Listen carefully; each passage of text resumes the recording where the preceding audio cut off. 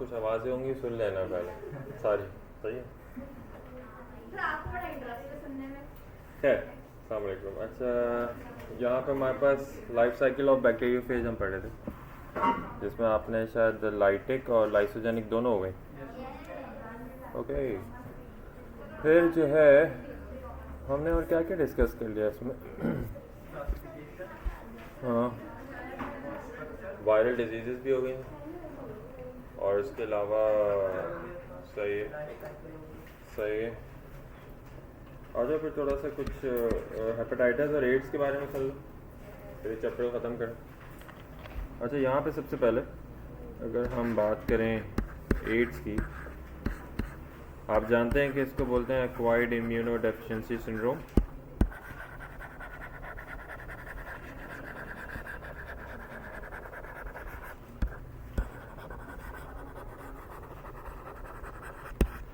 It is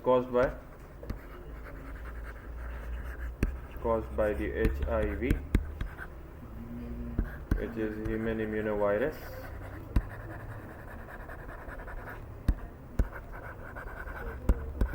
What is the type of genome? Genome बताएं, option में नहीं है आरएनए, फिर जीनोम बताएं।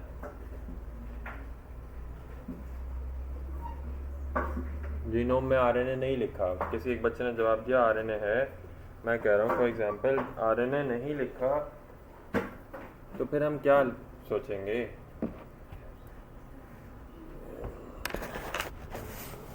क्या सोचेंगे?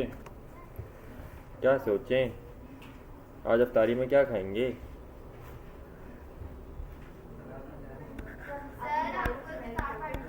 हाँ हाँ दे दो, मैं आ जाऊँगा। कहाँ दे रहा हूँ बताओ।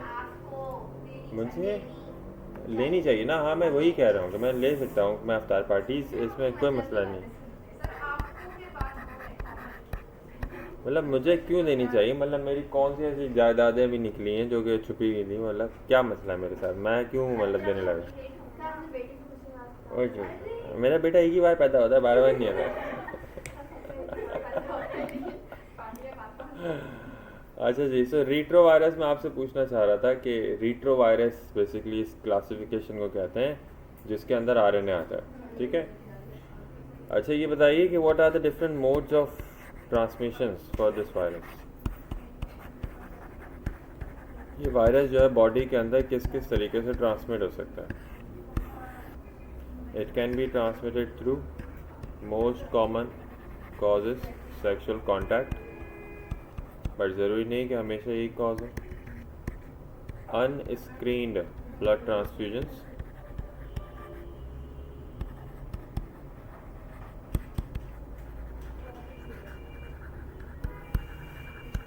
और इसके साथ साथ अनस्टेरलाइज्ड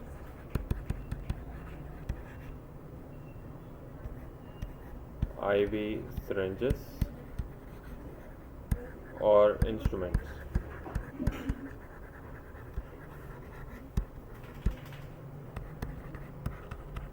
एक्सचेंज ऑफ बॉडी फ्लूइड्स। अच्छा भाई, अगर ये बॉडी के अंदर पहुंच जाए HIV इन सारी किसी भी एक कॉज की वजह से, एक मोड ऑफ ट्रांसमिशन की वजह से, तो बॉडी में जैसे ही पहुंचेगा तो फिर आपको पता है कि मौत हो जाएगी, है ना? नहीं, ऐसा बिल्कुल है कि फ़ौरन तो मौत नहीं वाक़ई कराता, लेकिन हाँ इसकी वजह से कुछ हमारे पास बॉडी में ऐसी तब्दीलियाँ आएंगी which ultimately leads to death. तो वो क्या तब्दीलियाँ हैं वो हम पढ़ेंगे मोड ऑफ एक्शंस में। क्या काम करवाता है ये? मोस्ट कॉमन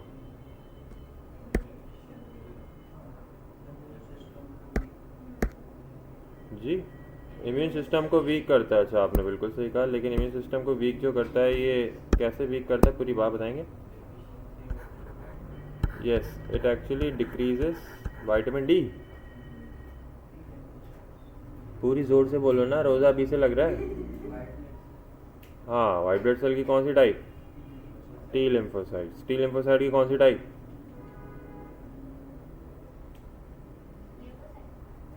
टी लिम्फोसाइट की कौन सी type? It helps in the deficiency or it decrease down, it lowers down the helper T cells. ये है स्पेसिफिक. वैसे आप सब जानते हैं, आपने WBC बोला सही बोला, आपने टी लिम्फोसाइट बोला सही बोला, तो इसलिए मैंने थोड़ा और आपसे पूछा कि कौन सा वो टी लिम्फोसाइट है. वो हेल्पर टी सेल्स है. ठीक है. अच्छा, जिसकी वजह से the person will become more susceptible और the person will be more prone to get any infections, any bacterial, any viral और एनी फंगल डिसऑर्डर्स या डिजीज़ेस. क्यों? क्योंकि इसकी वजह होती है कि ये सारे पेशेंट क्या हो जाते हैं, बार बार इनके नंबर ऑफ टी सेल्स के कम होने की वजह से बार बार बीमार पड़ते हैं ये. तभी इनको कहा जाता है कि ये पेशेंट्स हैं इम्यूनो कॉम्प्रोमाइज्ड. कौन से पेशेंट्स हैं ये? इम्यूनो कॉम्प्रोमाइज्ड पेशेंट है. तभी ये डिजीज़ इम्यूनो कॉम्प्रोमाइज्ड डिजीज़ भी कहलाई जाती है या इम्यूनो डेफिशिएंट डिजीज़ में इसका शुमार होता है. यहाँ पे एक सवाल याद आ गया मुझे, पूछूं? सवाल ये है, क्या आप मुझे कोई ये जानते हैं आप ये क्या है?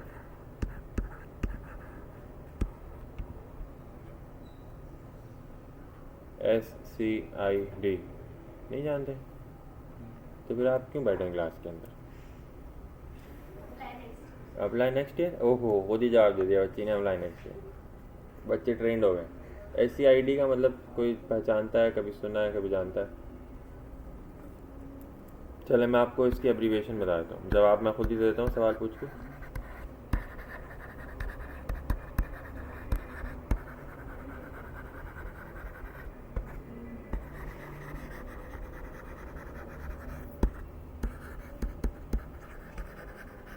सही है भाई, SCID, severe combined immuno deficiency diseases. अब मैं दूसरा सवाल पूछ लूँ.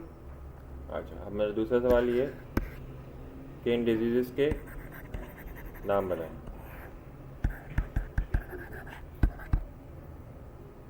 ये मैं नहीं बताऊंगा, ये आप खुद पढ़ के आएंगे. ठीक है. सो ये इम्यूनो कॉम्प्रोमाइज डिजीज़ है.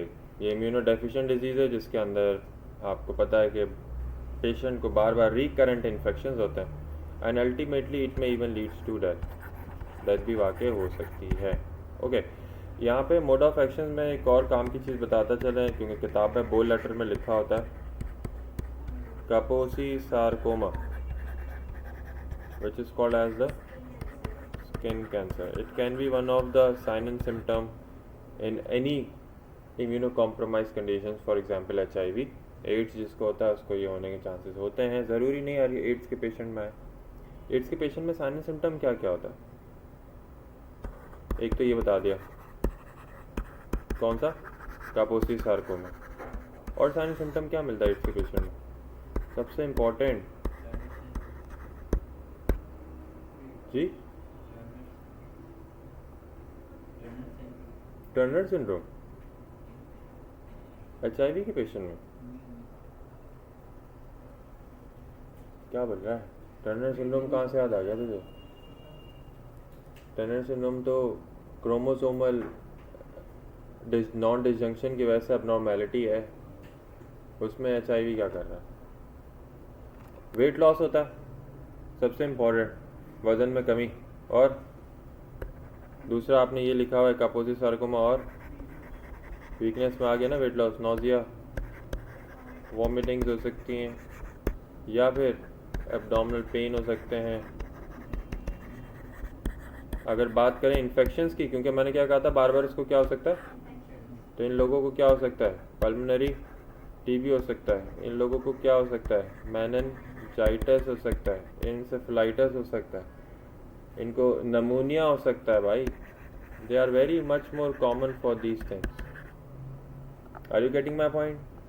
कि इनको इन्फेक्शन हो सकते हैं. सही. अच्छा, एक चीज़ और पूछूं, वो कौन सा ऐसा इन्फेक्शन है जिसमें वेट लॉस होता है? और कौन सा इन्फेक्शन?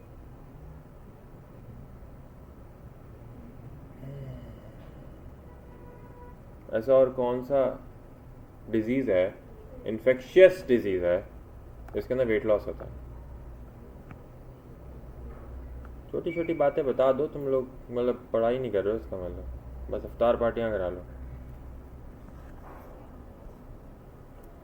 तीसरा सवाल,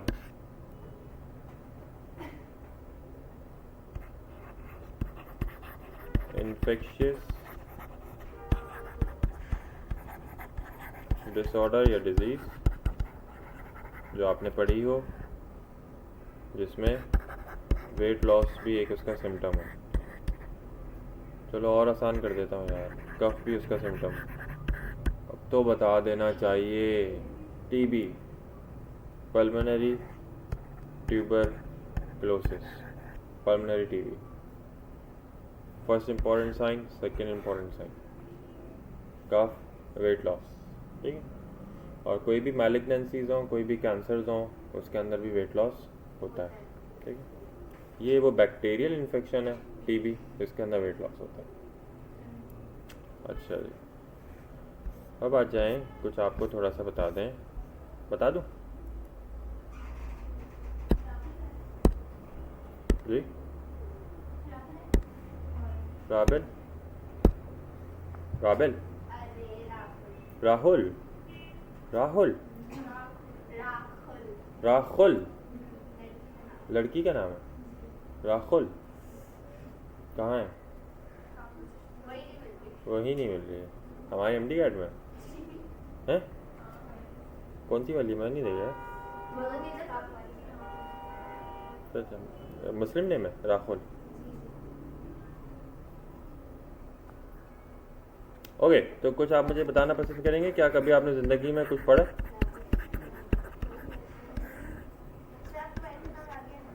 मेरी वाइफ का ना, और रिकॉर्डिंग में मशहूर कर देता हूँ, हर जगह फैला देता हूँ। जी जी जी जी जी, अफ्तारी में मेरी पहली बात तो सवाल ये, क्या मेरी वाइफ मेरे घर में हेल्प करती है अफ्तारी बनाने में? सवाल ये होना चाहिए।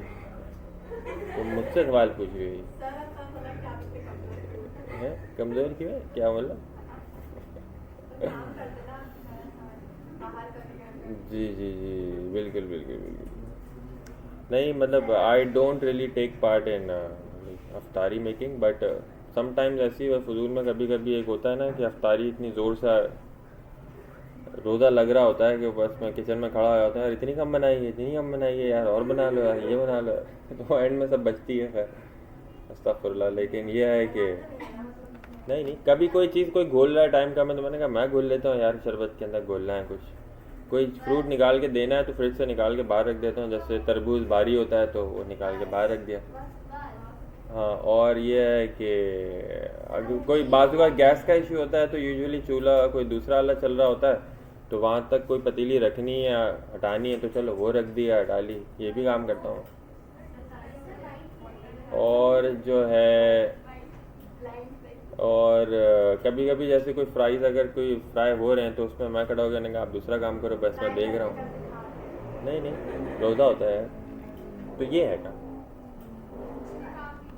ये काम नहीं होते, ये काम नहीं होते। अच्छा, इतना ज़्यादा सुपरवाइज करके उनको मैनेज करना कि मतलब कि अगर मैं मैनेज ना करूं तो अजान हो जाए और जब तक हम बैठे ही रहें, मतलब अगर मैं मैनेज नहीं करता ये सब चीज़ें। It was so important. In fact मैंने ये भी डिसीजन लिया कि मेरी कल बहन ने कैबेज के कोई मतलब वो जो कैबेज लीव्स होते हैं, क्या होते हैं वो, लेटस लीव्स होते हैं, कैबेज लीव्स होते हैं, आई डोंट नो, उसके अंदर कुछ स्टफिंग रख के वो कह रही थी मैं सौते या फ्राई कुछ करती हूँ इसको ना। मैंने कहा नहीं यार, आई थिंक ये थोड़ा रॉ रह जाएगा, you should steam it in a steamer which will be good. तो मैंने जल्दी से स्टीमर निकाल के दिया उसको, मतलब वो नीचे रखा हुआ, फिर मैंने उसे ऑन किया और फिर उसने स्टीम किया। तो मतलब मैं नहीं बताता तो ये तो कच्चे रह जाते हैं, ख़राब होते, कोई खाता है भी नहीं, और वो थे भी अच्छे। It was small bytes just like dumpling, but dumpling की अदर फॉर्म थी वो था, अच्छा था वो। और तुम लोगों ने क्या खाया कल? कोई नई चीज़ बताओ, कोई अफ्तारियों का नया आइटम चल रहा, नया आइटम बताओ ना कोई, मतलब चिकन पॉकेट्स, वही वो हो गए चिकन पॉकेट हो गए। और मैं करूँ, मैं शरबत बना के ले आऊँगा, मेरी जिम्मेदारी। वन डिश कर लेते हैं, कोल्ड ड्रिंक मेरी तरफ है, कोल्ड ड्रिंक मेरी तरफ तो थोड़ी देर बाद खा लेना। या बल्कि कोई जगह वगह करो वहाँ पे देख बनवाते हैं अब डायरेक्ट बिरयानी की और अफ्तारी खोलते हैं बैठते हैं हैं हाँ सर आप सुन रहे हैं? B1 वालों को इनविटेशन दिया है। किसने और आपने अच्छा मेहमान अभी तक हमें इनवाइट नहीं किया था। शर्म नहीं आती है पिज़्ज़ा वीज़ा फोड़ फाड़ के तुम लोगों को मतलब अभी भी कि तुम लोग जो हो यहाँ पे मुझे बिरयानी से कंपैरिजन करवा रहे हो मतलब शर्म आनी चाहिए तुम लोगों को बिरयानी रोज़ रोज़ खाते रहते होगे हाँ ये तो कैसे होते हैं बच्चे यार खैर हेपेटाइटिस के आखिर में TIS आ रहा है it shows it is an inflammation and it is an inflammation of actually hep means होता है लिवर तभी इसको कहते हैं इन्फ्लेमेशन ऑफ लिवर हमारी बहुत सी ऐसी बायो के अंदर डिजीज़ हैं जिसके अंदर TIS आता है आखिर में होपफुली आप जानते होंगे नाम बताइए शाबाश शाबाश शाबाश मेनिंजाइटिस एंसेफेलाइटिस और ब्रोंकाइटिस और आर्थराइटिस और अपेंडिसाइटिस ठीक है वेरी गुड अच्छा अब हेपेटाइटिस के अंदर हमारे पास कॉजेज़ की बात करें so what is the cause for hepatitis पता लगता है कि ये एक वायरल डिजीज़ है और कॉज है इसकी वायरसेस हर एक अलग टाइप का एक अलग वायरस है फॉर एग्जांपल हेपेटाइटिस A अगर हम हेपेटाइटिस A के बारे में बात करें तो hepatitis A is caused bye yes it is caused by hepatitis A virus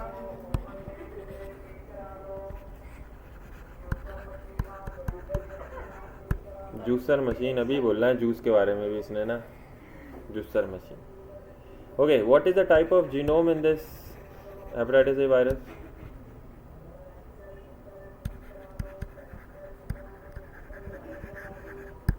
plus single strand RNA virus एक एसेसरी स्ट्रैंड मतलब जो हमारे पास usually RNA is single stranded उसके अलावा एक उसके साथ एक एसेसरी स्ट्रैंड अगर मौजूद हो तो वो प्लस सिंगल स्ट्रैंड मौजूद होता है अच्छा हेपेटाइटिस A के बारे में बात करते हैं अब हम कॉज आपको पता लग गई जीनोम आपको पता लग गया अब बात करते हैं ये कहाँ पाया कहाँ जाता है बल्कि मतलब मैं बात करना चाह रहा हूँ इसकी रूट्स ऑफ ट्रांसमिशन की रूट्स ऑफ ट्रांसमिशन पता है आपको how it is transmitted in the body hepatitis A anybody knows how hepatitis A is transmitted in the body it is transmitted via faeco oral route मतलब आप सबको पता हो फीको मतलब एनल ओपनिंग के लिए वर्ड यूज़ होता है फीसिस जहाँ से पास आउट करें ओरल मतलब के ओरल कैविटी या माउथ के ज़रिए क्यों क्योंकि ये पाया जाता है फॉर एग्जांपल अनहाइजेनिक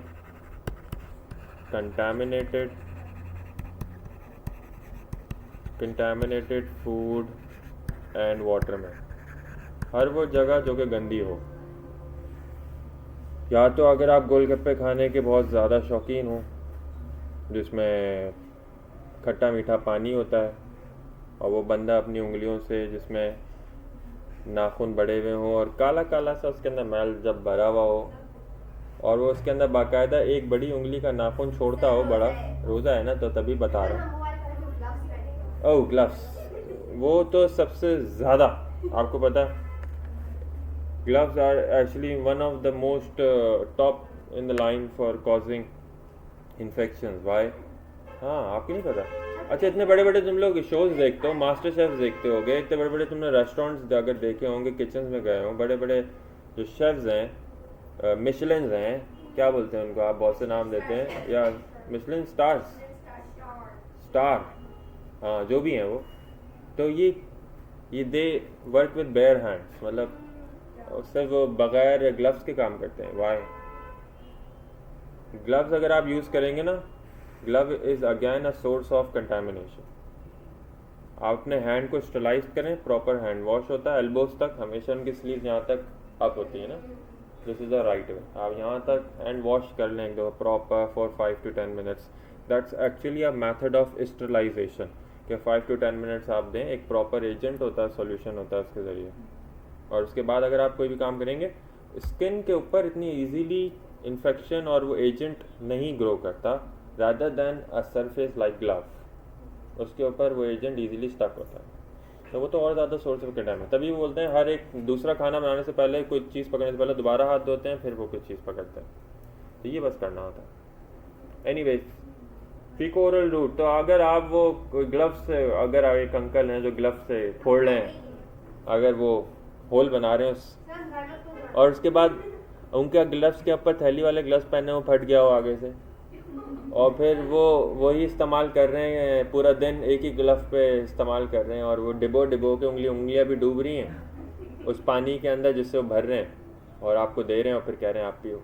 फिर आपने मज़ीद उन उंगलियों का इस्तेमाल किया अपना भी, और आपने उनकी लजीज उंगलियों और मैल के ज़रिए अपनी लजीज और उंगलियों के मैल खा गया। फिर आपने जिस प्लेट के अंदर खाया होता है, जैसे आप बन को आप खाते हैं यूजुअली, या अगर कहीं सर्विंग में आप खा रहे हो तो वो जो सर्व देता है आपको, सर्विंग करता है मिशेलिन स्टार, तो वहाँ पे वो चटनी डालता है या वो डालता है, जिस जगह वो वापस आप देखेंगे ना, जब उसे आप वापस देंगे जहाँ वो धोता है, धोने से मुराद जो जगह होती है, वहाँ पीछे एक नाला सा या कोई नदी बह रही होती है, जहाँ पे लोगों की आबादियों की जो भी टट्टी शट्टी होती है वो सब उसमें बह रही होती है। उसमें फीकल मैटर होता है, उसमें माइक्रोस्कोपिक फीकल मटेरियल्स होते हैं जो कि उस प्लेट के ऊपर धोने के नाम के ऊपर शामिल हो जाते हैं, और उसी धुली धुलाई नाम की धुली धुलाई प्लेट के ऊपर आपको बन कबाब रख के गरम गरम परोस दिया जाता है।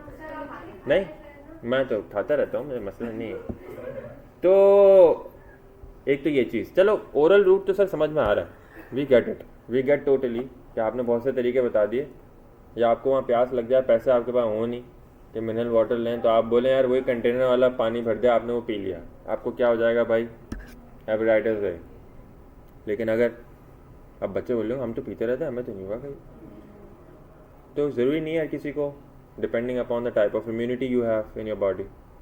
लास्टली ये समझ नहीं आ रहा है फीकल रूट का क्या मतलब है, मतलब फीसस के ज़रिए फीकल रूट या इनल ओपनिंग के ज़रिए कैसे ये वायरस घुस जाता है बॉडी में। भाई आपको बहुत ज़ोर से प्रेशर आ रहा, आप कहीं सड़क पे किसी जगह अपनी मंजिल पे गामजन थे, लेकिन उस मंजिल के रास्ते के अंदर चलते चलते यूं ही आपको प्रेशर बिल्डअप हो गया, रास्ते में ट्रैफिक जैम है, कहीं रुक नहीं सकते, कोई मसले मसाइल हैं, घर वापस जा नहीं सकते, पहुंचना ज़रूरी है, लोगों के दरमियान में कर नहीं सकते, मसला गंभीर हो जाएगा क्योंकि आप एडल्ट हैं, बचपन में आप हैं नहीं, तो आप यकीनन कहीं ना कहीं कोई ना कोई पब्लिक टॉयलेट तलाश करते हैं।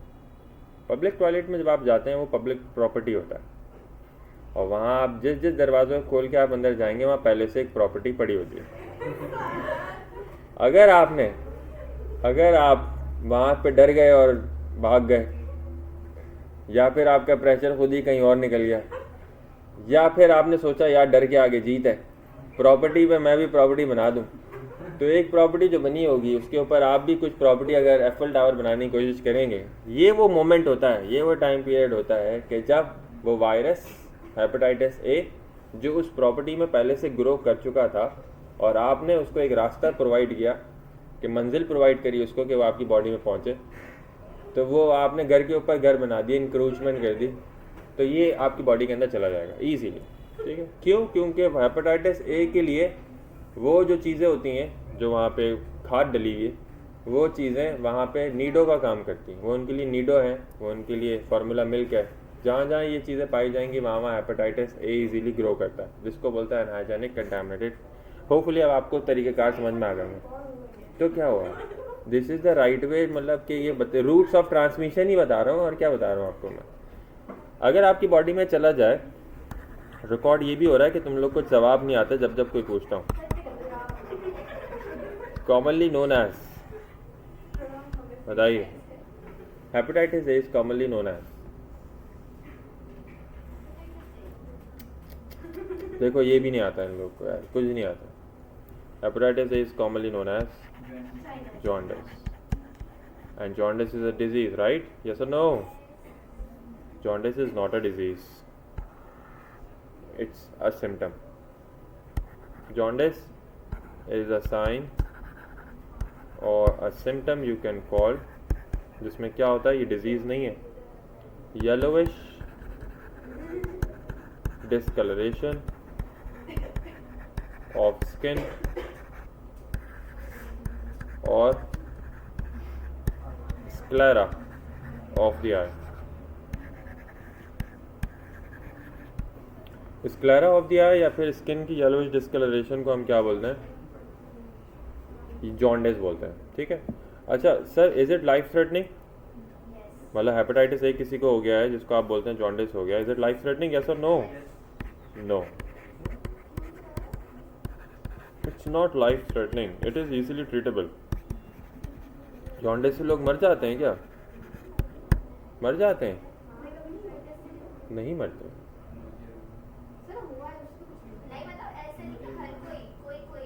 कोई से भी कोई से में भी कोई में से भी कोई, मतलब मैं ये नहीं कह रहा, लेकिन इसका प्रोपोर्शन लाइफ थ्रेटनिंग नहीं है।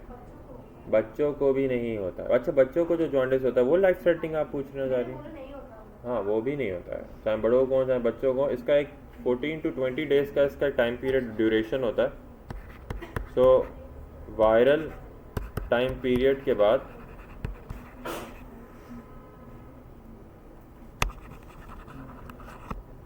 इसका जो वायरल टाइम होता है वो तकरीबन 2 to 3 वीक्स होता है। इसके बाद बंदे की तबीयत बेहतर होने लग जाती है। हम इसमें सिम्टोमेटिक ट्रीटमेंट देते हैं और कुछ नहीं। अच्छा, आपने एक सुना होगा कि पैदाइश के फ़ौरन बाद, पैदा होते के साथ ही नए नवेले बच्चे को भी जॉन्डिस होता है। What is that jaundice called? Jaundice, एक और सवाल पूछते हैं आपसे क्योंकि आपको नहीं आएगा।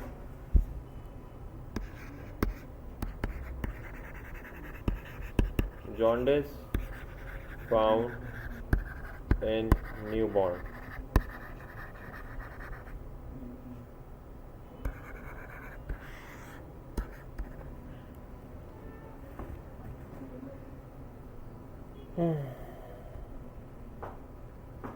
बताइए, नहीं आता आपको? मैं भी नहीं बता रहा, आगे चलते।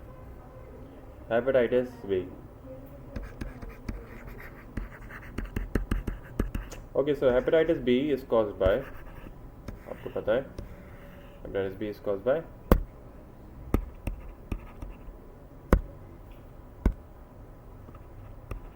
Hepatitis B is caused by hepatitis B virus. और हेपेटाइटिस बी वायरस अभी आपने पढ़ा, जैसे एक और मुझे अभी किसी बच्चे ने जवाब दिया था, वायरस। कौन कौन से रीट्रो वायरस होगा आज आपके पास? और ये हेपेटाइटिस बी वायरस। तो टोटल कभी भी कोई रीट्रो वायरस पूछे तो आपने कितने नाम बताने? आपको 2 नाम पता होने चाहिए। हमारे पास एक है एड्स का, HIV, ये रीट्रो वायरस है, इसमें कौन सा जीनोम है? और जो हेपेटाइटिस बी है उसमें कौन सा जीनोम है? DNA। अच्छा जी, ये हमारे पास जो हेपेटाइटिस है, it is also called as, नाम बताएं, ये भी नहीं आता। Serum hepatitis. एक और सवाल पूछूं? नहीं पूछूं? पूछो सवाल? नहीं पूछते, चलो छोड़ दो।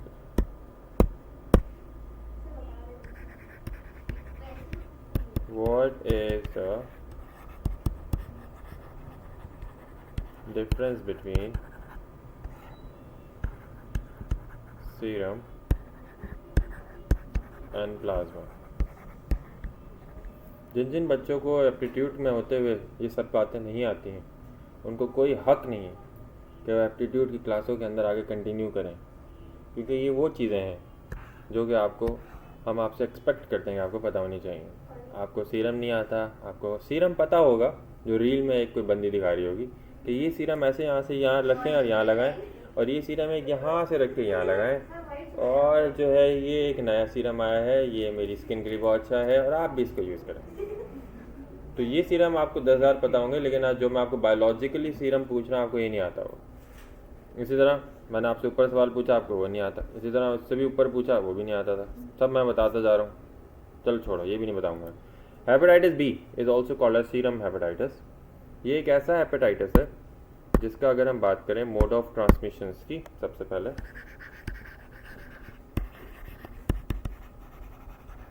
What are the different ways of transmission for hepatitis B?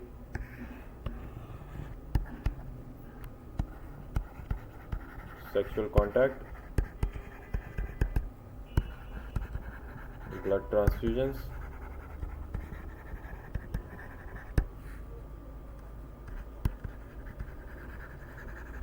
exchange of body fluids, और syringes या फिर अनस्टरलाइज्ड नीडल्स के जरिए। याद है अभी आपने थोड़ी देर पहले पढ़ी थी HIV के अंदर, सेम है, ठीक है।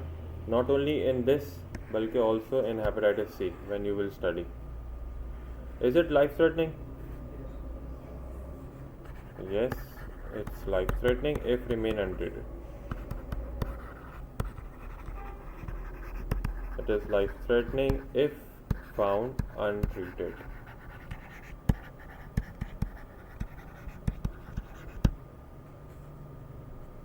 इसके लिए हम डायग्नोस्टिक और स्क्रीनिंग टेस्ट कराते हैं। अगर इस डिज़ीज़ का पता करना है आपको तो इसका स्क्रीनिंग टेस्ट कहलाता है HBsAg, जिसको बोलते हैं हेपेटाइटिस बी सरफेस एंटीजन।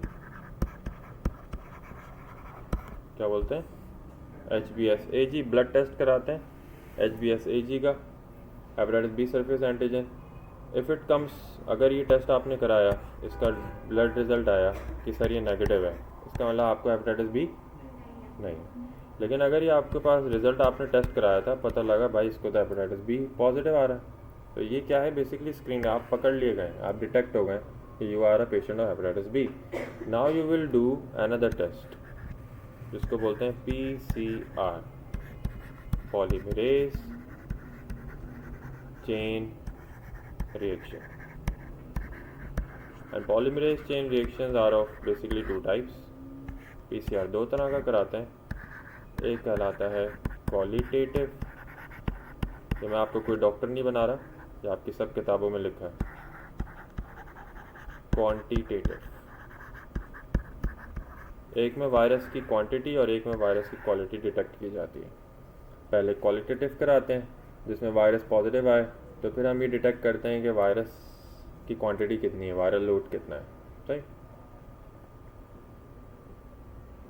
सब फ़ोन देख लिया तुम्हारा लड़की, उसने पीछे जो तुम कर रही थी ना सब देख चुकी है पीछे। ये दोनों देखी जा रही है तुम्हारे फ़ोन के अंदर, मैं बता रहा हूँ, जब से देख रही वैसे ही इल्ज़ाम। मैं झूठ तो बोलता नहीं बेटा, अना मोमिन और क्या बोलते हैं, साइम, क्या बोलते हैं रोज़ेदार को अरबी में?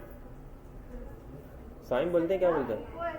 पुप्पो। पुप्पो देख लेना, जो जो तुमने सर्च किया है वो बच्चे ये पीछे तक ये बताते हैं, जो जो वो देख रही थी ना, जो सब देखा है लोगों ने। खैर, हेपेटाइटिस बी सरफेस एंटीजन बताया, पॉजिटिव आए नेगेटिव आए वो बताया, उसके बाद क्या करना है आगे ये भी बताया। सही है, अब बात करते हैं आगे। ये लाइफ थ्रेटनिंग है, मैंने बता दिया, बिल्कुल है। कोई सवाल पूछना आपको इसमें से? समझ में आ रहा है? याद रहेगा ये सब कुछ जैसे जो देखे जा रहे हो तुम लोग? PCR जब कराएंगे, अगर आपके पास स्क्रीनिंग टेस्ट में कोई पॉजिटिव आता है तो आप PCR कराते हैं। आपको अगर याद हो, कोविड के टाइम पे भी कोविड PCR कराते थे। एक टेस्ट होता था नेजल स्वाब, नाक से नहीं लोग टेस्ट कर रहे थे बहुत सारे, वो PCR था। PCR का जिक्र पढ़ने का शौक़ हो, जिन बच्चों को एप्टीट्यूड में नंबर लेने का शौक़ हो, पढ़ाई करने का शौक़ है, तो बायोटेक्नोलॉजी खोल के पढ़ लीजिएगा, उसमें एक जगह पे एक पैराग्राफ लिखा है PCR पे। ठीक है, आगे बढ़े। हेपेटाइटिस C,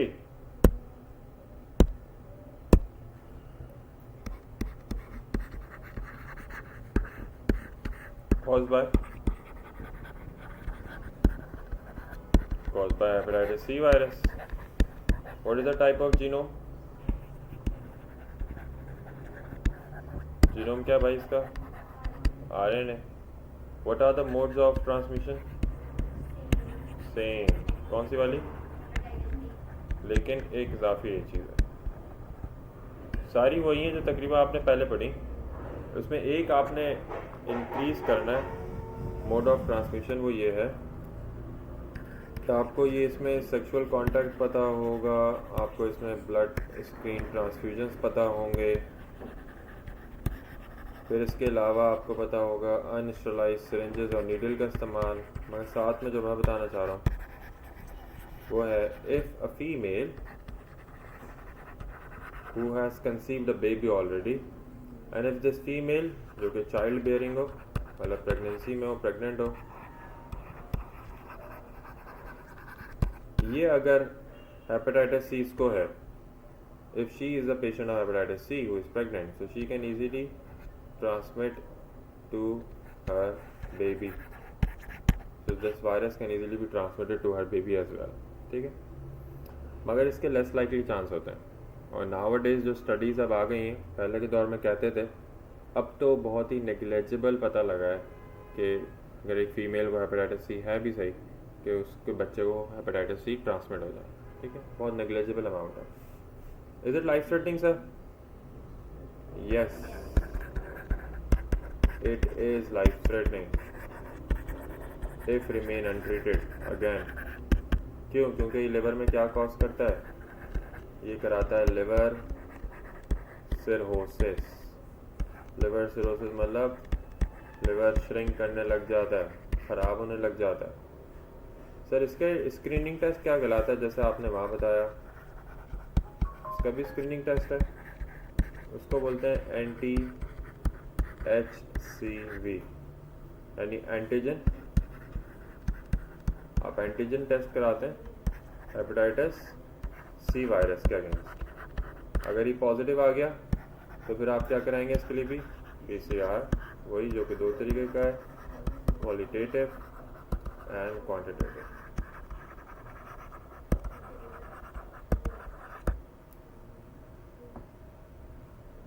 ये सब तुम लोग ऐसे सुन रहे हो जैसे मुझे लग रहा है ऐसे सब आता है तुम लोगों को, अलग आता है सब। हाँ, मतलब ना कोई बच्चा आज कॉपी करता हुआ मिल रहा है, ना कोई मतलब पीछे वाले कर रहे हैं, जल्दी जा रहे हैं। हाँ, ये बस बस बस बस बस।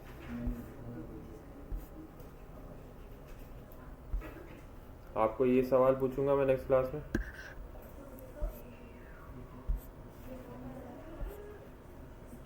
बताएं कहाँ पे रोकना है?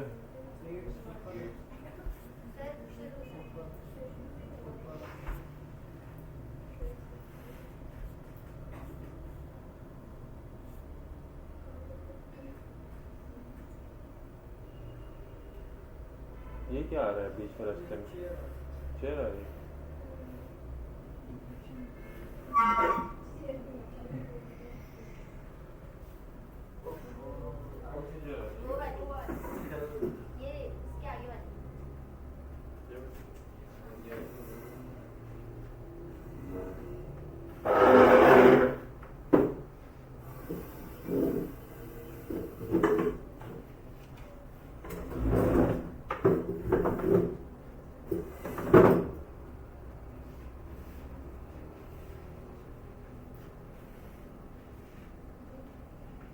सरी में क्या किया तुम लोगों ने? कढ़ाई कढ़ाई खाने के बाद यार प्यास नहीं लगती ज़्यादा नहीं?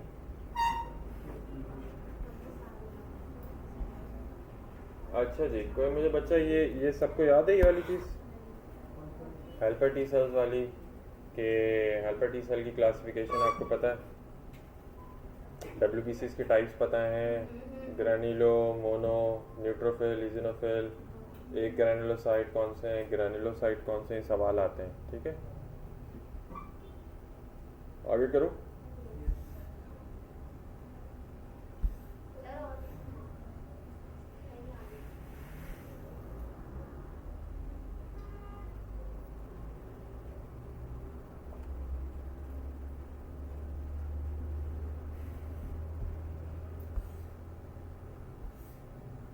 मैंने आपसे ये भी सवाल पूछा था, इसका जवाब मैं दे देता हूँ खुद से, दे दूँ? Jaundice found in newborn.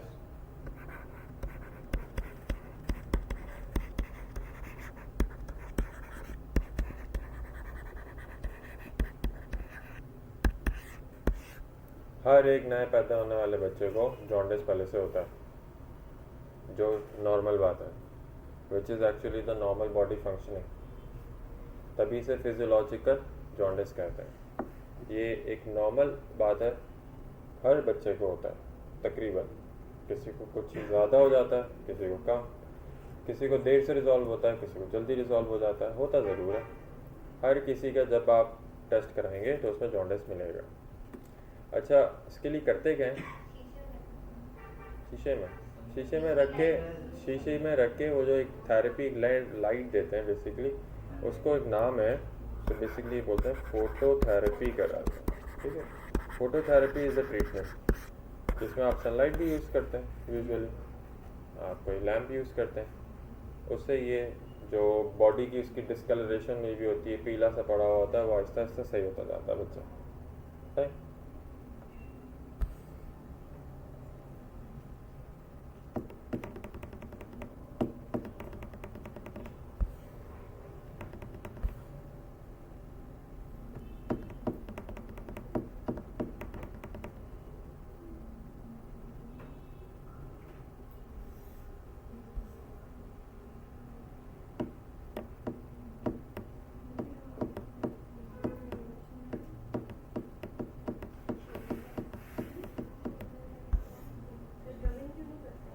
मैं अभी रोज़े से हूँ ना बेटा, रोज़ा खुल के करता हूँ। हाँ, सहरी पे सोच रहा हूँ कि हाँ सहरी पे बाहर निकल जाया करूँ।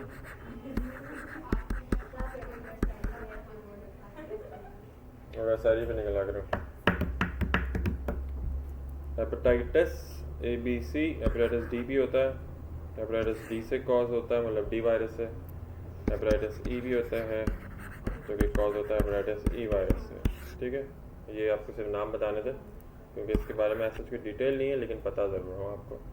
और इसके अंदर यूजुअली जो होता है वो एनिमल फीसेस से जो कॉज होता है हेपेटाइटिस, उसमें हेपेटाइटिस E आता है यूजुअली।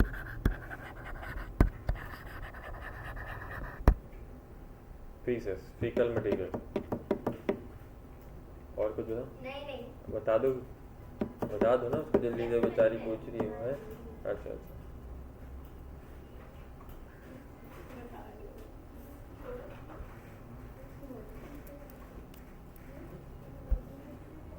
श्योर भाई। तो आज का डेट है हमारे पास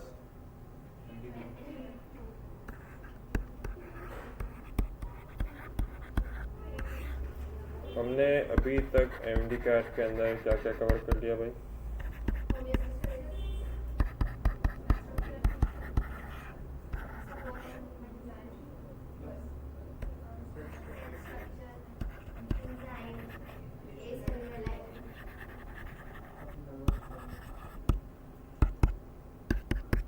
क्या पढ़ना है? ये पढ़ना है, ये पढ़ना है? सेकेंड ईयर टॉपिक बता। केमिकल या नर्वस? तो कुछ भी पढ़ लो, तो नहीं पढ़ लो। हाँ, नर्वस की पहले छोटी मोटी चीज़ें पढ़ लेते हैं, उसमें बेसिक कुछ कॉन्सेप्ट्स है ना, फिर उसके बाद केमिकल पे आ जाता है।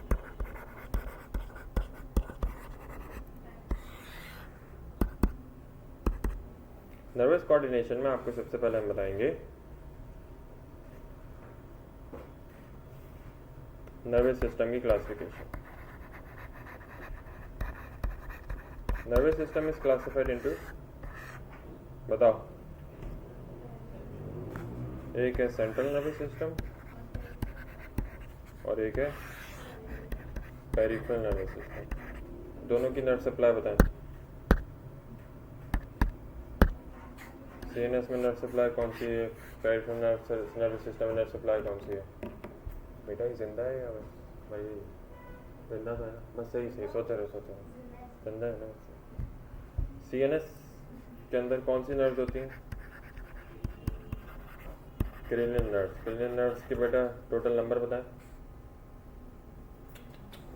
6 मानिए। बड़ी हुई चीज़ें नहीं आ रही, 6 मानिए। और इसमें अफसोस सद अफसोस। पेयर बताएं। 31 पेयर। ठीक है, यहाँ पे एक सवाल आप लोगों से ज़रूर बनता है, क्रेनियल नर्व्स, क्योंकि इंटर में इतनी नहीं पूछी जाती मगर आपसे ज़रूर पूछेंगी कि नाम बताएं।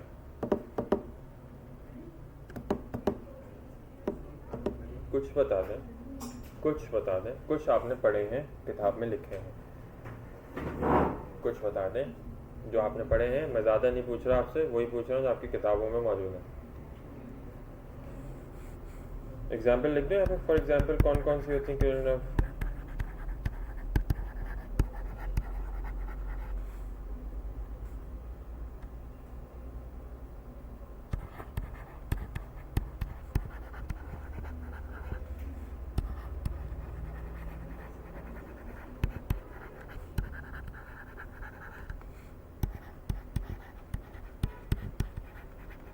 हैं और भी, लेकिन मैं सिर्फ इतने इसलिए नाम लिख रहा हूँ, ये सब किताबों में यूज हुए वर्ड है। ऑप्टिक आँख के लिए, फेशियल नर्व, क्रेनियल न्यूरल्जिया में पढ़ा चैप्टर नंबर 3 के अंदर। ऑक्यूलोमोटर, ये हमारे पास वो नर्व है जो हमारी आई एंड विद हियरिंग के काम करेगी। Olfactory, sensations of taste, nose और हमारे पास हमारे टंग की तरफ मौजूद है। ठीक है, ये सब लिखा हुआ है आपके पैराग्राफ में। ये बेसिकली क्रेनियल नर्व्स के कुछ नाम है। सही। अच्छा, central nervous system is further divided into 2। पहला कंपोनेंट क्या आता है? ब्रेन। और दूसरा कंपोनेंट क्या आता है? Spinal cord. 1 बाय 1 इसको पढ़ना होता है, ये दो अलग अलग टॉपिक्स हैं। जैसे peripheral nervous system is divided into 2। एक होता है सिमेटिक नर्वस सिस्टम और एक होता है ऑटोनॉमिक नर्वस सिस्टम। क्या फर्क है बेटा? Semantic controls all the voluntary actions and autonomic controls all the involuntary actions.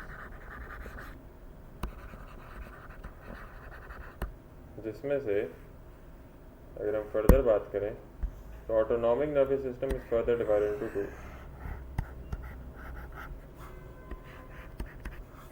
एक है parasympathetic nervous system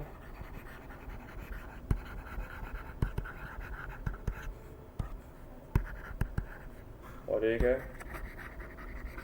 sympathetic nervous system. ये तो याद होगा, ये भी याद नहीं आ रहा? अरे जालिमो, पैरासिम्पैथेटिक और सिंपैथेटिक नर्वस सिस्टम दोनों कौन से कंट्रोल करते हैं? इनवॉलंटरी एक्शंस क्या क्या हैं? For example heart rate, blood pressure, breathing,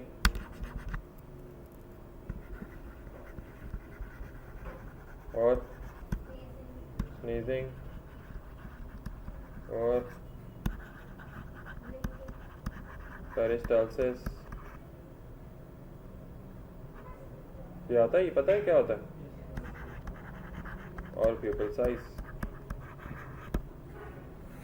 तो व्हेनेवर, ये सारे ही इनवॉलंटरी एक्शंस हैं। Whenever your body is in parasympathetic condition, so it will control all of these involuntary actions under relaxed states. उस तक relax states वक्त क्या बात कही जा रही है कि रिलैक्स स्टेट यानी रिलैक्स कंडीशंस में आप होंगे तो आपकी बॉडी का जो हार्ट रेट है वो ज़्यादा होगा, कम होगा? कम हुआ हुआ होता है। ब्लड प्रेशर स्लाइटली लोअर होता है, ब्रीथिंग हल्की होती है, स्नीजिंग कम होगी, पेरिस्टाल्सिस मगर ज़्यादा होगी। और प्यूपल साइज ये कंस्ट्रिक्टेड होता है।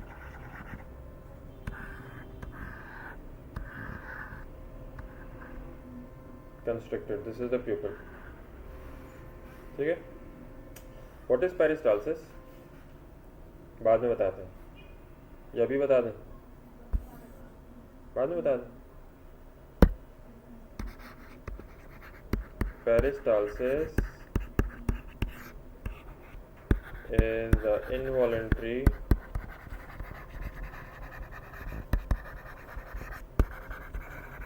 movement of gut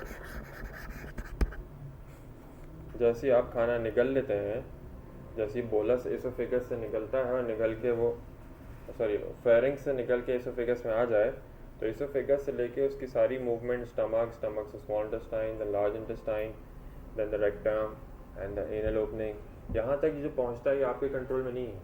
ये इसकी अपनी वेव लाइक प्रोपल्जन मूवमेंट होती है, वेव लाइक मूवमेंट करता है इधर, और ये वेव लाइक मूवमेंट इसकी चलती रहती है कंटिन्यूटी के अंदर, और फिर ये आगे जाके ये प्रोपेल करता है। ये सारा जो मूवमेंट है उसको पेरिस्टाल्सिस मूवमेंट कहते हैं। It is involuntary action. जितना ज़्यादा सुकून में होगा उतना ज़्यादा अच्छा डाइजेशन होता है। जितना ज़्यादा अगर आप सिंपैथेटिक नर्वस सिस्टम, मतलब जितना ज़्यादा आप fair, yes, fight flight conditions के अंदर 3 F हैं, मतलब कि एमरजेंसी, एनर्जेटिक,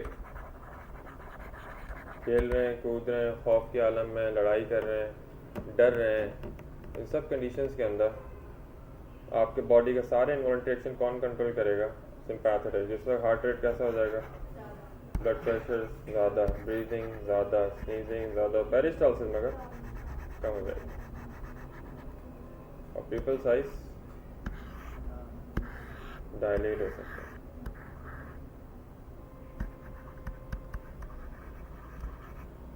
डायलेटेड, ठीक है।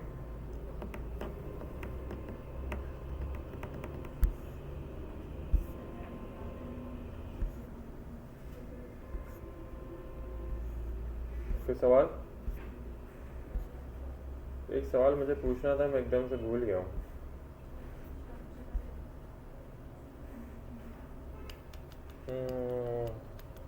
पूछो पूछो सवाल, पूछो। नहीं पूछो, ज़्यादा पढ़ लिया आज आप लोगों ने। सर आपकी ना लास्ट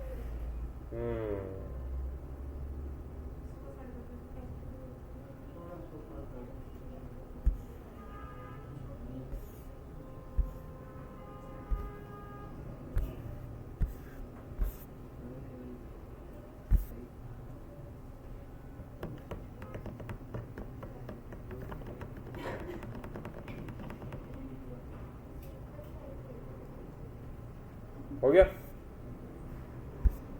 पढ़ लिया भाई? क्या क्या पढ़ा आज आप लोगों ने?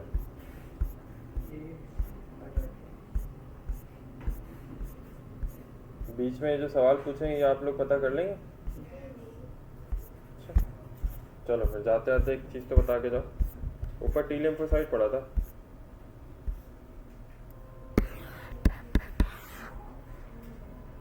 WBC की क्लासिफिकेशन बता। इसका दूसरा नाम क्या होता है? WBC कितनी तरह के होता है?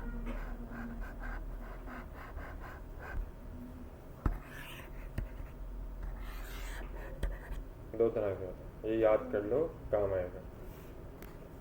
एक कहलाते हैं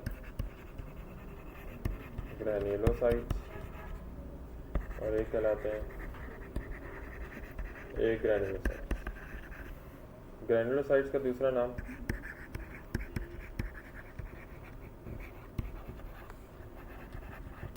पॉलीमॉर्फोन्यूक्लियर स्ट्रक्चर्स। एक ग्रैन्युलोसाइट्स का दूसरा नाम मोनोमॉर्फोन्यूक्लियर स्ट्रक्चर्स।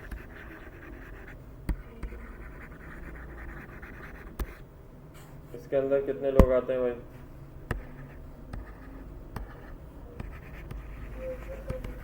Neutrophils, eosinophils, basophils. इसमें कितने लोग आते हैं भाई? Monocytes, lymphocytes. लिम्फोसाइट्स की कितनी टाइप्स होती हैं सर? टी लिम्फोसाइट और बी लिम्फोसाइट। टी लिम्फोसाइट मजीद कितनी तरह का है? Helper T cell, cytotoxic T cell,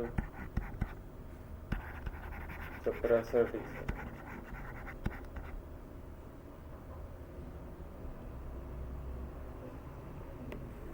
याद करना ही, मैंने याद किया है तभी मैं, तुम लोग क्या देख रहे हो, याद कर लो इसे बेटा, ये काम की चीज़ें। WBC की तादाद कम हो जाए तो क्या बोलेंगे और ज़्यादा हो जाए तो क्या बोलेंगे? कुछ नहीं आता आप लोगों को, कुछ नहीं आता, शर्म आनी चाहिए आप लोगों को। The deficiency of WBC is called as, and the excessive production of WBC in the blood is called as, ताली करो और नहीं है तो मैं ज़्यादा नहीं होगा सर ये एक फॉर्मूला पर ANF यदि नॉट में आया था ठीक है सर ये ANP एंटी नाइट्रियोरेटिक पेप्टाइड और ANP ANF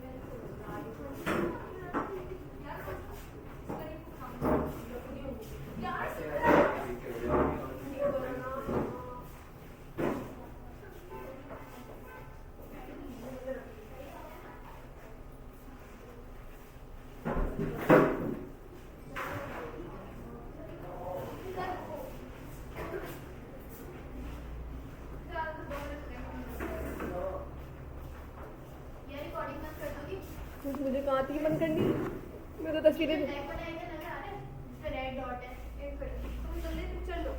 यार रुको ना, इसको करो उसको पीछे यार, इस पे तो अच्छा नजर आता है।